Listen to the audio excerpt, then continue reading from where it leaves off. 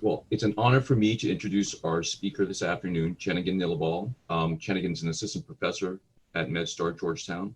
She completed her nephrology fellowship at the University of Wisconsin before undergoing another transplant fellowship at Columbia University. She's been with us since 2010, and she's really a large part of the education here. She she does run the fourth-year course for students, the elective students. For our fellowship, she runs our case conference and co-directs the Transplant Nephrology series. She's a member of the LEAD Centiles program, and really her passion is patient education on all types of renal replacement therapy, dialysis, which includes home dialysis, peritoneal dialysis, and transplant. And she's going to give us an update. So thank you, Chanigan. Thank you, Dr. Choi, for a very nice introduction. And does everyone see the slide? Okay. Yeah, it looks perfect. So good afternoon, everyone. And I hope you are enjoying your lunch, which I didn't provide, while listening to a kidney transplant update. Okay, so my talk are going to be, certainly there are 5 parts.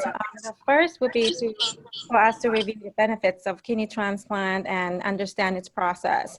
And second is to look at some data in the recent years in the kidney transplant programs in the United States. And then third would be to look at some of the data, old and news on living donation with the main questions, whether it is safe for someone to donate one of the kidneys.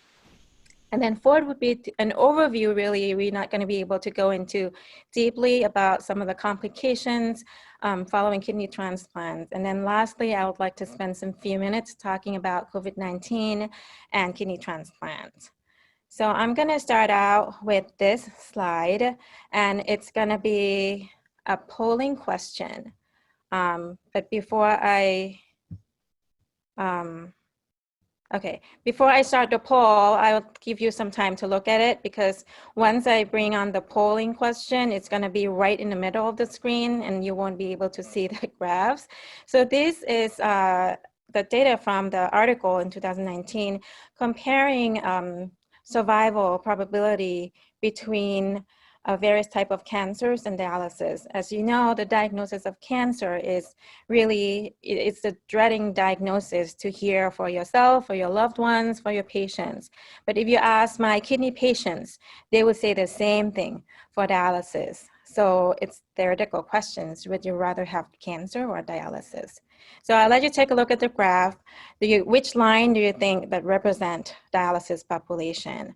And the other types of cancers include colorectal cancer, breast cancer in women, and prostate cancer in men, lung cancer, and pancreatic cancer. Okay, so either the blue line, the top one here, red, green, purple, or blue-green. Okay.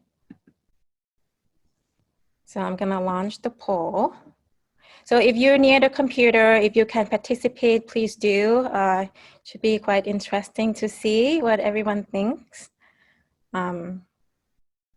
Wow, okay. So this is replacing the reactions that I get usually from in the auditorium. So thank you for participating in this poll. All right. Okay.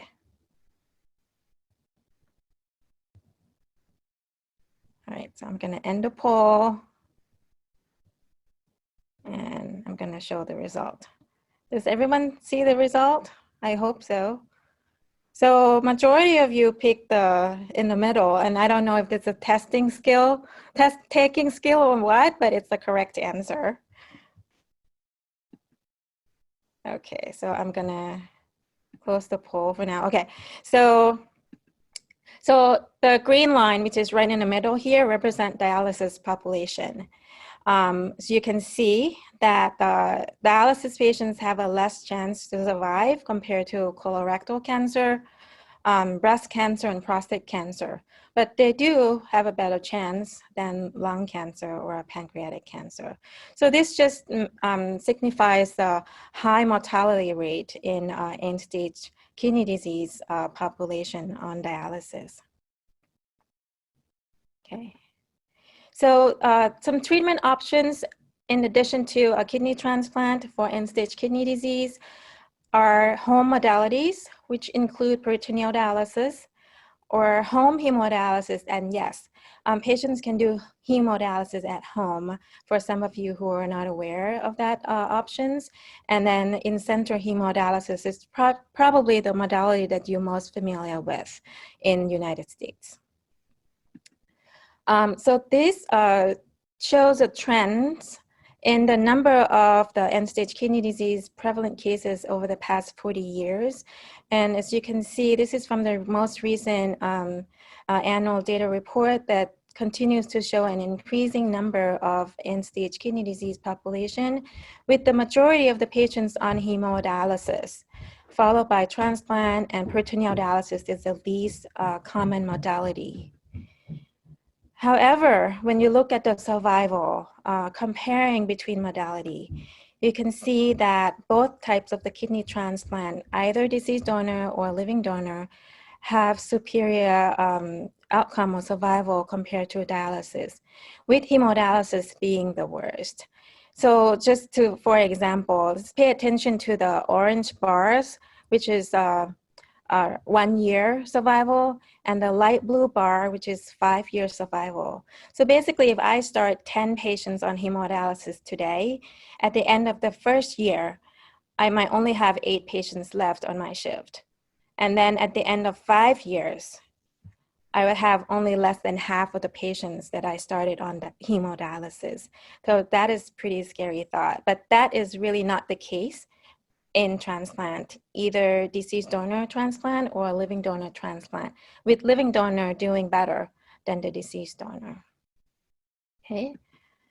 So this is one of the landmark articles 20 years ago from New England Journal of Medicine showing the mortality benefit in kidney transplant recipient compared to dialysis patients who have been waiting for the kidney transplant, with the notation that the risk of death is higher in the first 100 days or so due to the surgery-related risk. And the survival became pretty clear. The survival benefit became clear at about 8 months after the transplant. And the patient continued to have that survival benefits long-term. So in addition to mortality benefit, it's clear that the kidney transplant provide multiple quality of life benefits, from employment, ability for patients to have children, to travel without lugging around their dialysis equipment, and can be on a relatively less restricted diet. Of course, they still have to eat healthy, but much less restricted compared to when they're on dialysis. And they're able to participate in certain sports and physical activities. You've seen the news about professional athletes who receive the kidney transplants from time to time, and definitely they are free of dialysis constraints.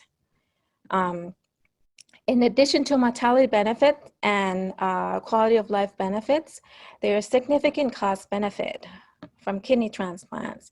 On the left here, showing the total Medicare expenditures in the end-stage kidney disease beneficiaries, with the largest proportion coming out from hemodialysis, which is the blue portion of the bar here. And on the right, it shows the cost per person per year, with hemodialysis costing about $90,000 a year, peritoneal dialysis close to $80,000 a year, and kidney transplant at the cheapest at $35,000 to $40,000 per year. And even though end-stage kidney disease beneficiaries only comprise less than 1% of the total Medicare population, the cost that's generated from this less than 1% is at 7%. So there's a really big discordance here, and the cost total up at over $35 billion in a year. With all that said, here comes the last year was a major milestone in nephrology world, that the president had signed an executive order to launch the kidney health initiatives. It's called Advancing American Kidney Health, with three major goals. Number one is to reduce the number of Americans developing kidney failure by 2030, so 10 years from now.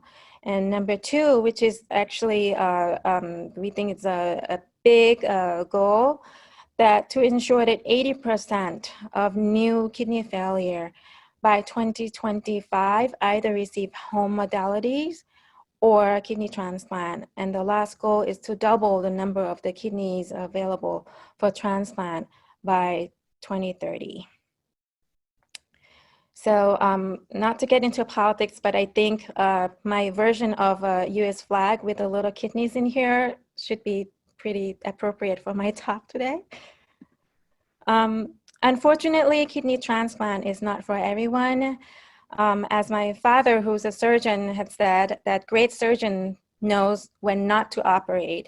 So I have to come up with the medicine equivalent, which is, I think, for great nephrologists and great internists knows when not to transplant the patient, even though we need the help from the surgeon to place the kidney in someone who needed. Clearly, patients with a recent active and metastatic malignancy or untreated infection are not a candidate for kidney transplants. Any irreversible extrarenal disease, especially organ failure, for example, liver failure, heart failure, they're not a candidate for a kidney transplant.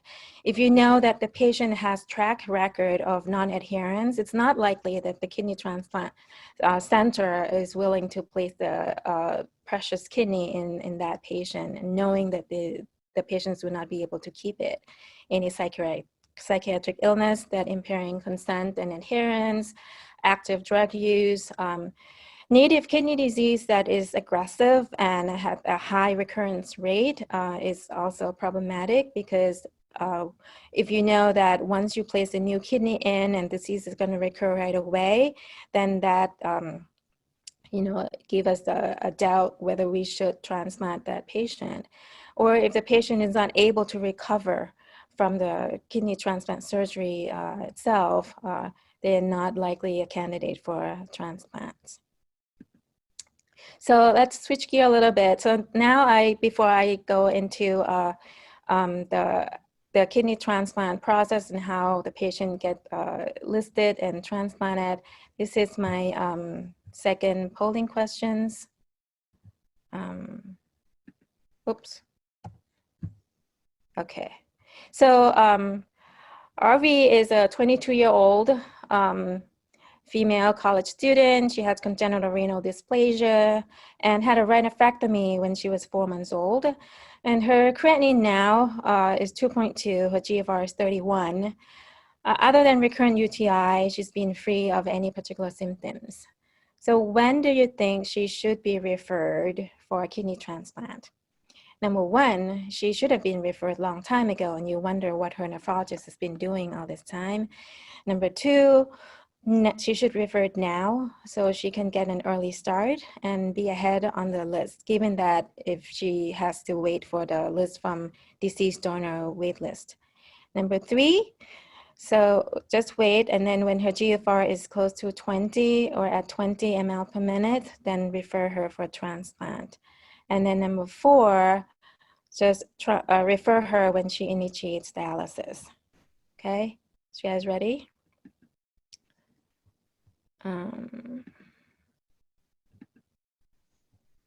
Okay, so here's the poll.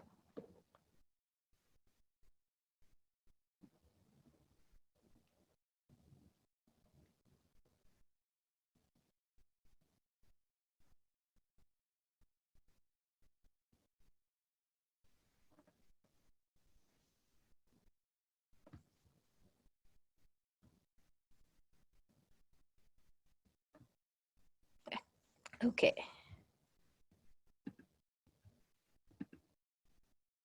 All right.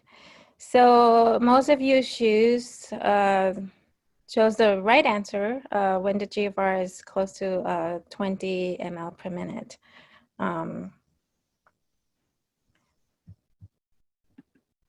Sharing.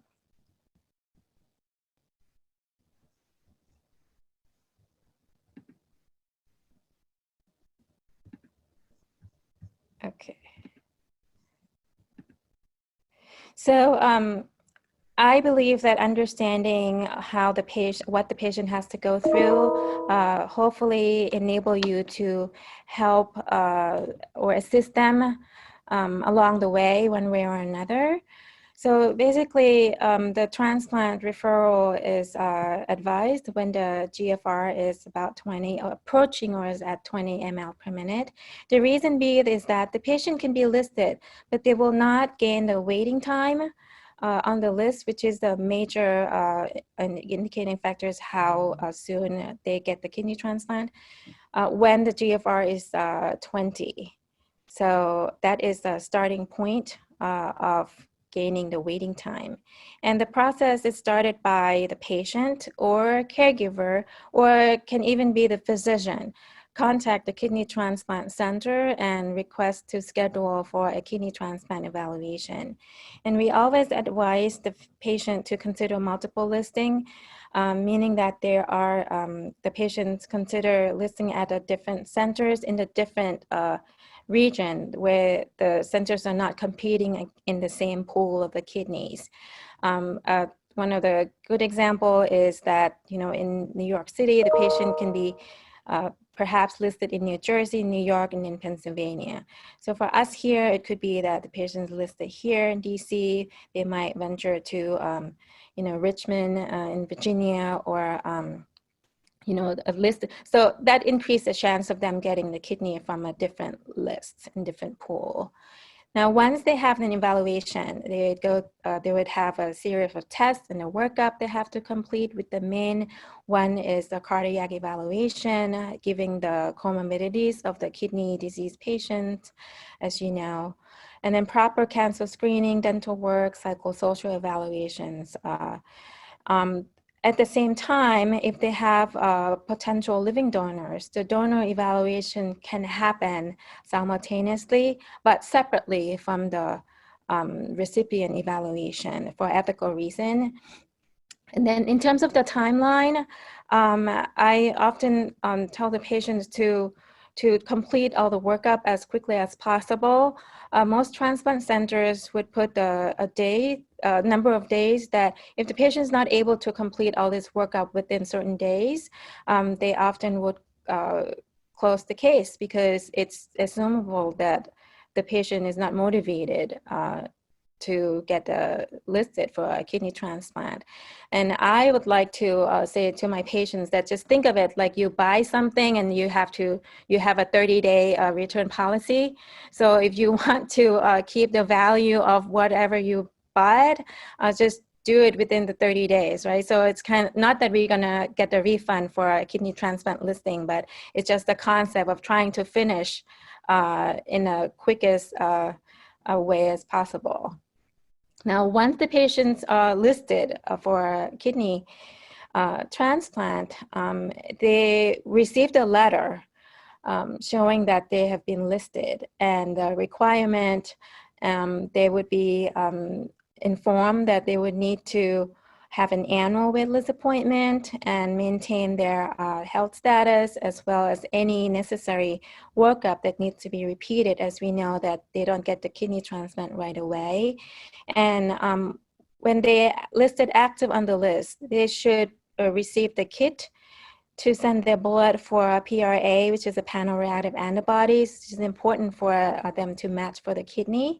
For the patients who are on dialysis, for in-center hemodialysis, these kits are shipped to dialysis centers, and then their blood gets drawn monthly by when they are on dialysis, when they're on the machine. For home dialysis patients, for home hemodialysis patient, they also get this kit sent to their home, and then the patient would do it themselves when they're on the machine. For peritoneal dialysis patients, the patients would come in to dialysis units and then have the nurse help draw the blood and then send this in. So one way to find out if the patient's actually being listed on active is you can ask the patient if they have been receiving these kits. So some of them know, some of them may not know, but a lot of patients misunderstood that when they come in for evaluation, then they are automatically listed, despite, the explanation and what the transplant team had informed them. From time to time, I still have the patients who understand that they've been listed, but they were not. And then this diagram is not, scaled appropriately, because we know that there's probably a larger space between this box and this box before the patient has a transplant. The median wait time nationally is about 3.5 years. And locally, because we live in a pretty dense area and highly populated area, our local wait time is between 5 to 7 years. Okay, so I want to mention that when we talk about the donor and recipient compatibility, we mean for the kidneys, we need to have both the ABO blood group compatibility and the HLA compatibility. Okay, so this just show different organ sources, as you know, that the patient, if they have available donors, they can have the pairs might present as a compatible pairs or incompatible pairs, and we'll talk a little bit more about this later on. In terms of deceased donor or the patient who is waiting for the wait list, the traditional deceased donor organs are typically the patients with the donors with the brain death. All the organs were procured before the heart stopped. Some of the organs were procured from the donor who have the heart stopped before the procurement. We call it the donor after cardiac death. And this particular organs is known that there's a little bit of higher risk of the delayed graft function. But overall, receiving this type of organs is better than staying on dialysis. The kidney can be transplanted simultaneously with other organs as well. And I want to pay attention to the pancreas kidney transplant, particularly for our diabetic patient, especially type 1. If you time it right, I have had one patient who ended up having a kidney pancreas transplant preemptively, so he can avoid dialysis altogether. And we are pretty familiar with the combined liver kidney transplant here at Georgetown. It can also be a combination of the heart and kidney transplant as well. So now let's take a look at some numbers. In 2019, there were over 22,000 kidneys from deceased donor, and about roughly 6,800 kidneys donated by living donors. Small portion of the living donors were from non-directed donors. So non-directed donors are someone who walked in and just say they wanted to donate their kidneys to whoever that matched to, with their kidneys. So in the past, we used to call them altruistic donor, and we had come away from calling them altruistic donors because we think that all living donors are altruistic. So, but without non-directed donors, we wouldn't have been able to do so many of the kidney swap, as I will mention a little later on as well. And it's interesting to see that majority of the living donors were actually not related to the recipient. So, and when we're talking about related, we mean biologically related, not brother-in-law, sister-in-law related. Okay, so if you combine these two numbers together, we would expect to see about 29,000 kidney transplant in 2019. But did we really get that many? We only performed 24,000 kidney transplants. So we discarded about 5,000 kidneys, which are a lot of kidneys that we didn't get to use for various reasons. In terms of survival, 3-year survival in deceased donor transplant are at 87% compared to 94% in living donor transplants. Okay. Now the total, the number of total kidney transplant over the years, in the transplant community, we're pretty frustrated during this time when the number of the kidney transplants stay about the same for years. Until 2015, you see that the number is picking up and continue to go up. which is largely driven by deceased donor transplant, while the living donor transplant remain about the same. And this is because of the new kidney allocation system, which took in effect December 2014. So what is the new kidney allocation system? I wanted to go back to the old policy, which is really first come, first serve, and not really forgiven. Let's look at the two person here, the pink and the blue. So the patient, the old policy, the wait time start at the time the patient is waitlisted. So this pink person come in at the GFR of 20, get waitlisted, and then get the kidney transplant when the time comes. Now, the blue person had been on dialysis for some time before getting waitlisted, but because the wait time start when the patient is waitlisted, and I show you the survival in the dialysis patient in the beginning of the talk, that it's not likely that the blue person will stay alive when it comes to the time that he or she should have got the kidney. So also, the time on dialysis before kidney transplant matters. This showed the survival, superior survival in patients who are on dialysis less than 6 months compared to someone who's on dialysis more than 2 years. So the shorter time on dialysis, the better.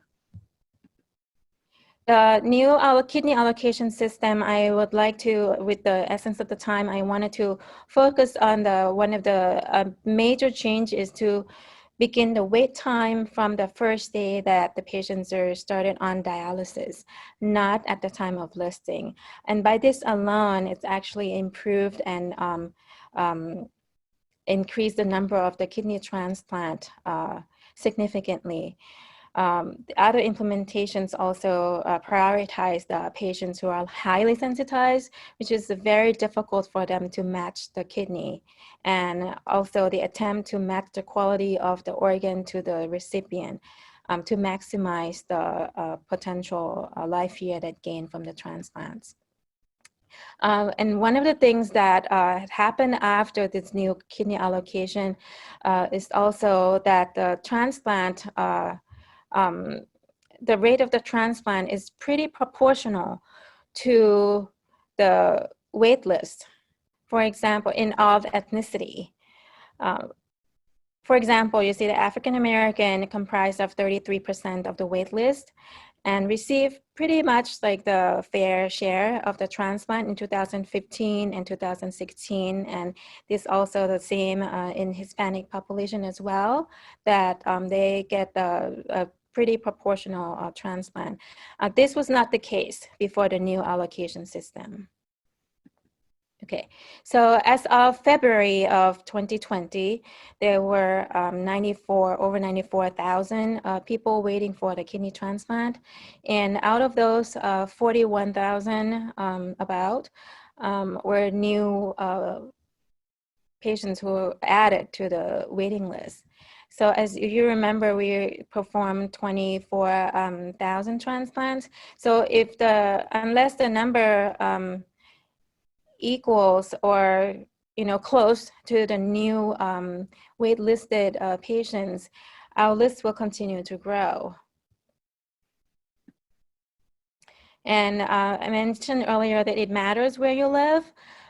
This shows the percentage of deceased donor transplant within 5 years of listing, and the darker color is the higher percentage, meaning that the patient gets transplant pretty quickly. So the less populated area, the patients has a higher chance to get the kidney quicker than if you live in the dense and highly populated cities. Okay, so before we go on and talk about the living donors, I will miss hearing some laugh, and I hope that some of you would laugh at this cartoon. So I just gonna give you maybe 30 seconds to look at this. It's two kidneys talking, and I find this entertaining, at least for a nephrologist like me. Um,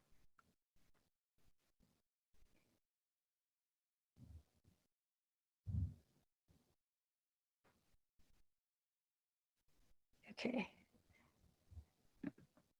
All right, so there are advantages of the living donor transplant from the fact that it can, if your patient is lucky and have a living donor lined up, the patient can avoid dialysis altogether, which is what we call preemptive kidney transplant.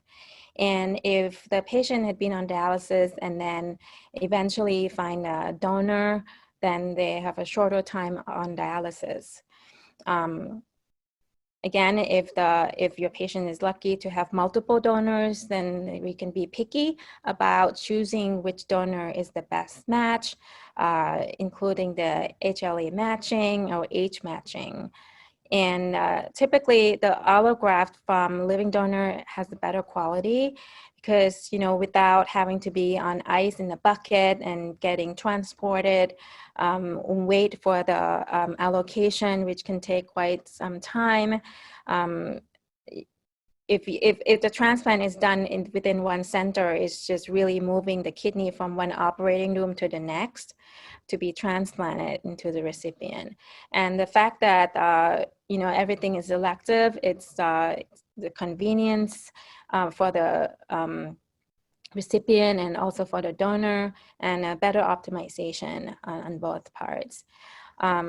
Typically, we think a living donor kidney transplant has a better allograft outcomes, and generally may need less aggressive immunosuppressive regimen. And then all this together lead to the better outcomes in the living donor transplants. Okay, and all patients, they only need one kidney, and these are the images that I could find that show how creative someone can be of finding the kidney for themselves or for their loved ones. Here at Georgetown, we have had the donor who came in after seeing the ad or the note in Starbucks for one of our recipients who desperately need the kidney, and the transplant actually happened. So my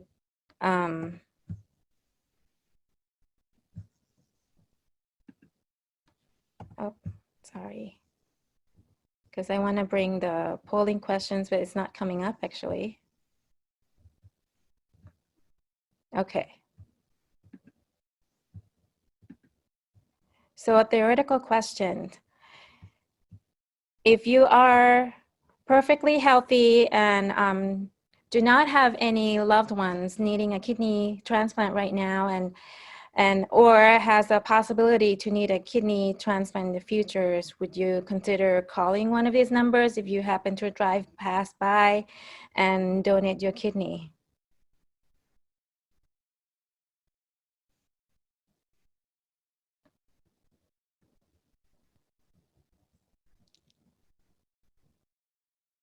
Okay, so I don't have much time, but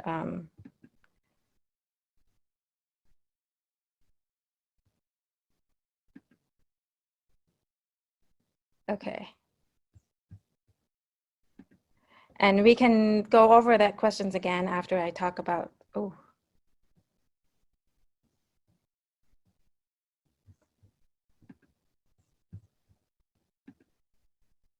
Okay. So the options for what if the patient has the donor, but they're not compatible?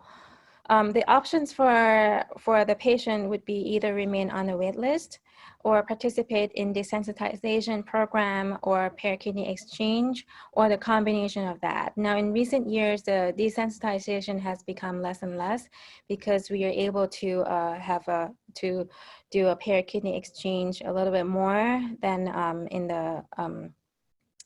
the past. And what is the kidney paired donation? So it can be a simple swap that there are two pairs that are not compatible, but the donor is compatible with the other recipient, so you just make a swap. It can be multiple pairs with the closed chain, which means that everybody gets to donate, everybody gets a kidney. Or an open chain where Typically, it starts from non-directed donor who typically enable roughly between 1 and 10 other transplants with just one non-directed donor. So the non-directed donor donate to this recipient who are not compatible with this donor, and then it goes on like a domino.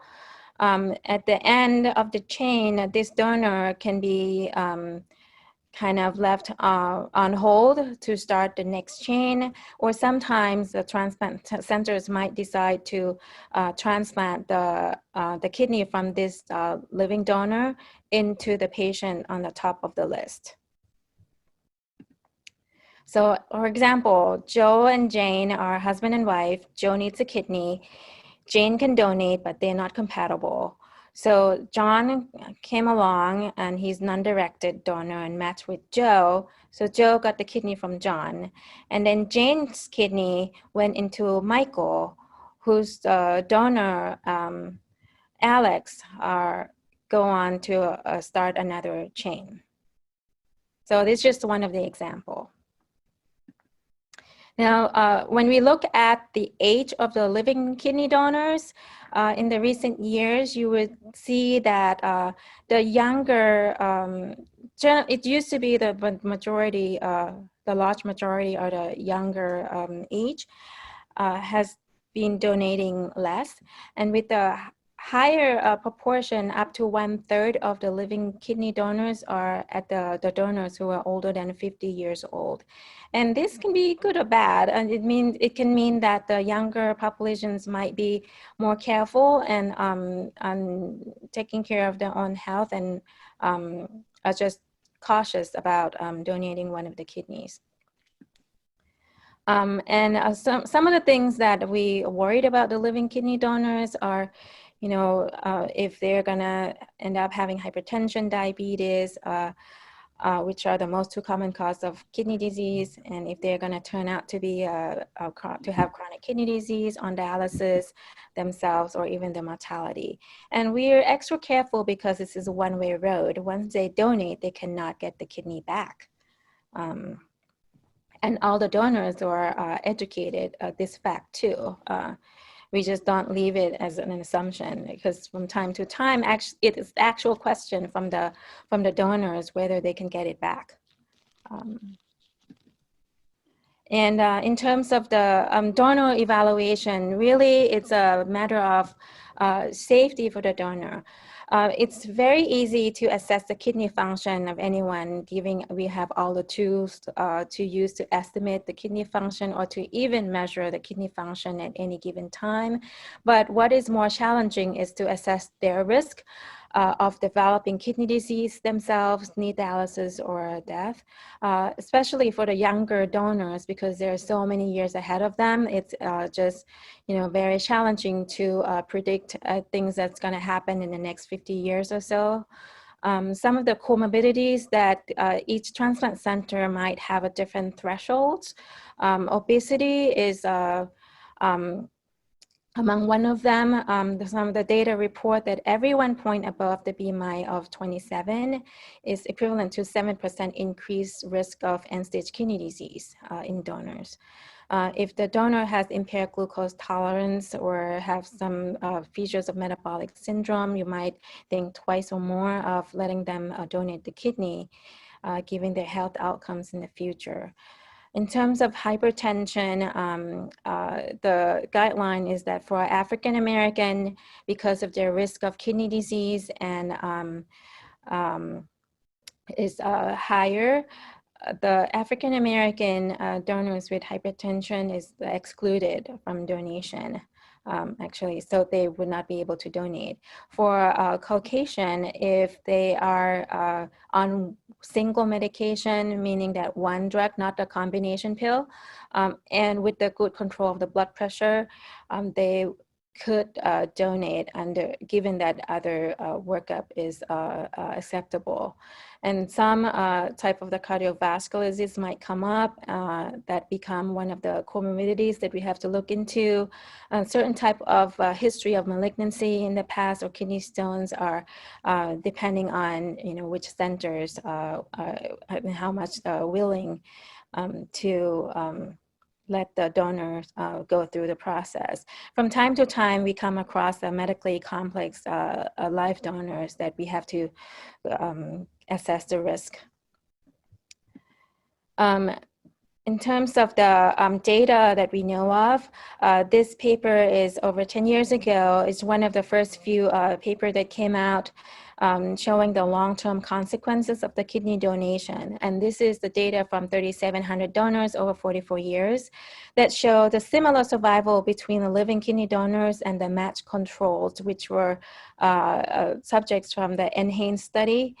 And not showing on this graph is that at the 12 years after donation, we found that 32% of the donors developed hypertension and 12% develop proteinuria. And the factors that can influence this incidence of hypertension in the kidney donors are older age and if they have a higher BMI.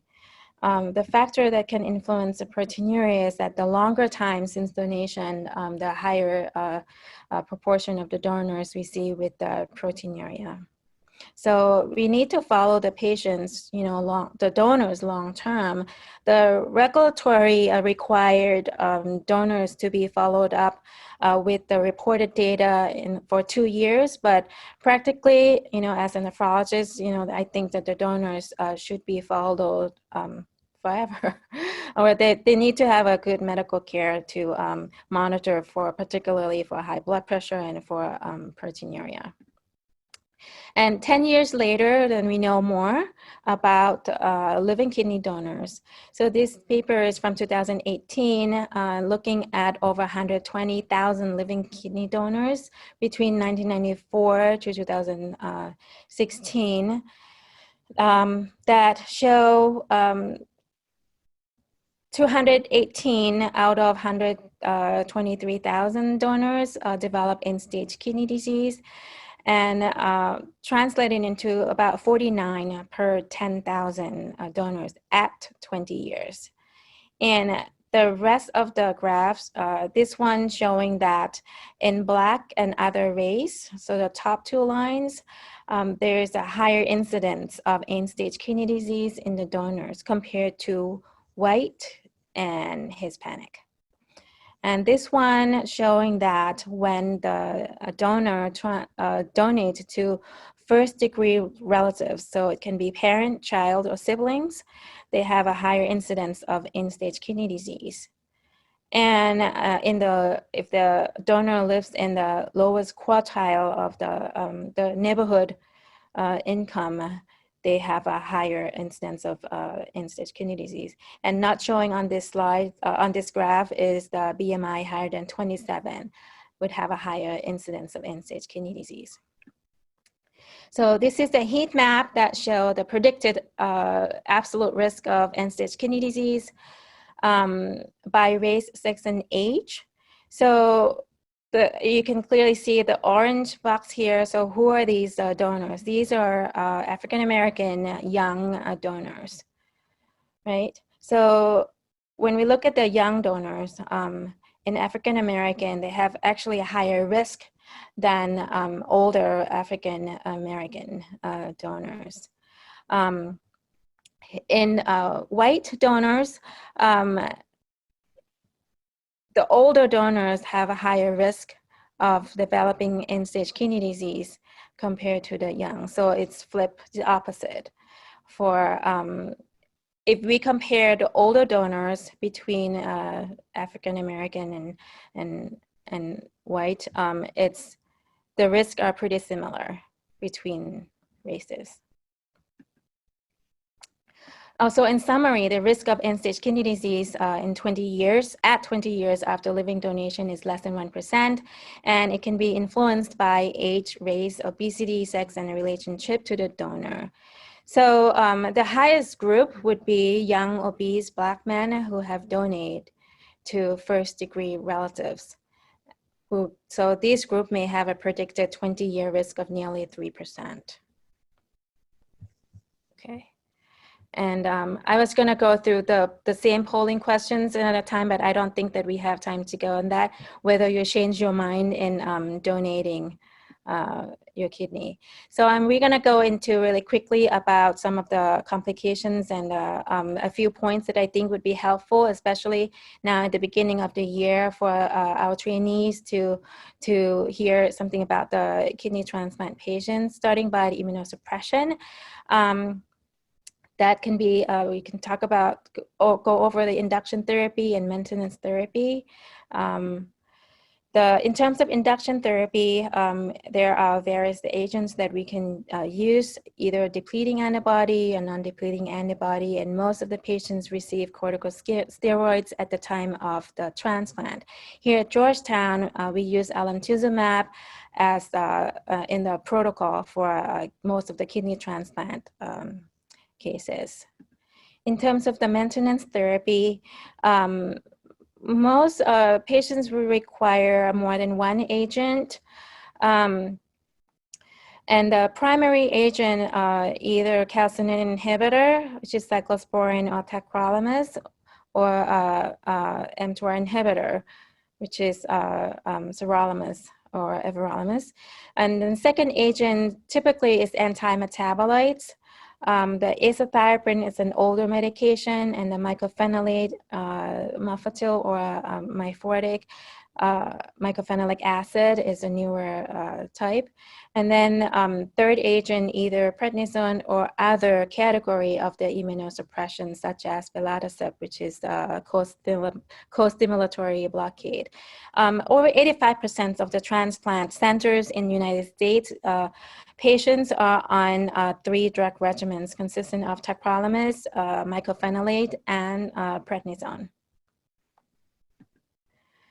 And I wanted to point out about the calcineurin inhibitor, being that this is the core immunosuppression that we use for kidney transplant, that there are multiple side effects that we should be aware of, including hypertension, hyperlipidemia. It can impact glucose tolerance.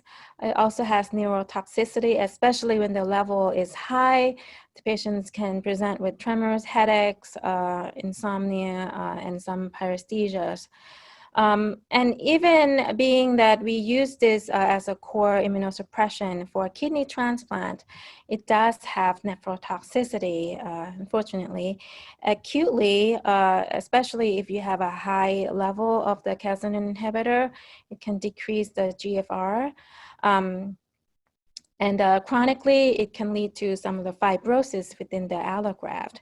And some of the cosmetics from calcineurin inhibitors, more so from the cyclosporin, which is the older calcineurin inhibitor that we have used, and the opposite side effects in terms of the hair growth from tacrolimus. And since picture often words more than 1,000 words, I'd like to show this picture because I remember after I see this, I never forget when attendings ask me again what happened to the afferent arterioles from calcineurin inhibitor. So this is the glomerulus, and this is the afferent arterioles. And this is the glomerulus on drugs, which is the calcineurin inhibitor. In this case, you can see the vasoconstriction from the calcineurin inhibitor. So I hope that this picture sticks with you for our trainees. And it's also very important to know for our transplant patients, not only the kidney, that there are significant drug-drug interactions that you should be aware of. And often the transplant patients are on multiple medications. So it's important to know, since calcineurin inhibitors are metabolized through cytochrome P450, that if there are other drugs that affect the cytochrome metabolized through P450 also, it can affect the drug levels. In terms of the other side effects from after the transplant, high blood pressure is one of the things that we have to continue to manage. And there are multiple factors that can affect the hypertension after the transplant, either recipient related, or transplant related, meaning that how their graft function. Oftentimes we can think about the transplant renal artery stenosis if we have a kidney transplant patients with uncontrolled hypertension. Some of the medications, as I mentioned, have the side effects and can worsen their hypertension. It can be donor related. So there are multiple factors that can affect how we manage the blood pressure in kidney transplant patients. And in post-transplant, patient can develop diabetes. Even though they did not have diabetes prior, they can develop diabetes. It's one thing that I pointed out for the patients when during the evaluation for kidney transplant that they have to be aware of.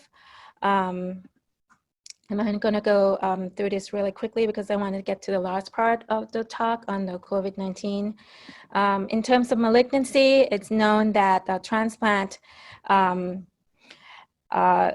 recipients had a higher incidence of the cancer overall, with the highest with the skin cancer, the kidney cancer, and cervical, vulvovaginal cancers, hepatobiliary.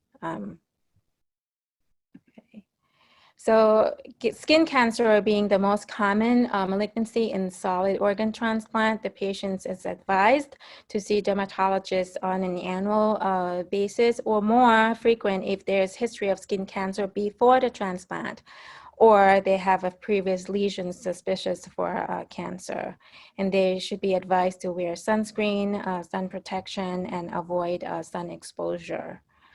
Vaccination in transplant recipients, we should know that they should not receive the live or attenuated virus vaccine. And I am hoping that when we have the COVID-19, when we have the vaccine for coronavirus, that I'm really hoping that it will be the killed vaccine so the transplant population can receive it, but we'll see. And the last two slides I want to mention, COVID-19 and kidney transplants, this is the summary coming out from 6 transplant centers, mostly in New York and in Europe. And it can kind of sum up with some of the key points here that I would like to share, that the transplant patients, the COVID-19 can have a typical presentation because there are, from the reports, there are a significant number of patients who did not have fever, did not have respiratory symptoms, or radiologic graph findings of the pneumonia at the presentation. Interestingly, as we know that GI symptoms can be the leading symptoms in COVID-19, this can be confounded or augmented by immunosuppression, particularly mycophenolate, because it's a known side effects already. And a majority of the kidney transplant patients with COVID-19 are male and in their 6th decade of life, which is pretty comparable to the general population. They are at increased risk of acute kidney injury, explained by the fact that, after all, they only have one kidney, and this kidney is on what I showed you, on calcineurin inhibitor, and it's possible that their baseline allograft function has been suboptimal. And the mortality rate is much higher than the general population, at 13 to 30% compared to 5% in general population. And this can be explained by the comorbidities, which we know in kidney patients, either diabetic, hypertension, cardiovascular disease, and definitely in the immunosuppressed state. And then lastly, this is just the suggested algorithm for some of the points in the transplant program. The transplant evaluation can go on if the transplant center is comfortable. And most centers now continue to do the evaluation through the video visit as well. the patients who are have been on a wait list and received an offer, one of the questions is that whether the patient is highly sensitized where they could not pass on this kidney, otherwise they would probably never get the kidney again, or they may be running out of dialysis access. If that's the case, then it's better to proceed with the transplant with the extreme precaution, meaning that both the donor and recipient have to be tested, and appropriate PPE, and it might consider preemptive reduction of the immunosuppression at the time of transplant. If that is not the case, then it's just based on case by case, and you just have to go through the risk and the benefit. If the patient is on the verge of dialysis, then they might be a good idea to go ahead and perform the transplant. For the patients post-transplant with signs and symptoms of COVID-19, as I mentioned, they can come in with atypical symptoms, so you might need to consider repeat the test if the first one is negative. If they are, once they have a COVID-19, most of the centers would hold the anti-metabolite, which is the mycophenolate, or a Cellcept or Myfortic, and then reduce the calcineurin inhibitor to the lower target trough level, and might keep the low level of steroid until the patient improves. And of course, consider the antiviral or other therapy that is underway in research, and then consult our infectious disease colleagues. So that's kind of sum up to some of these take-home points that I wanted everyone to well, for some of you are already at home, so it's not really like take-home points, but just summary that end-stage kidney disease patients have high mortality rate, and transplant improves survival and quality of life, as well as reduce the overall cost. And we aiming for home dialysis and kidney transplant in 85% of new cases by 2025. So work with us on reaching that goal.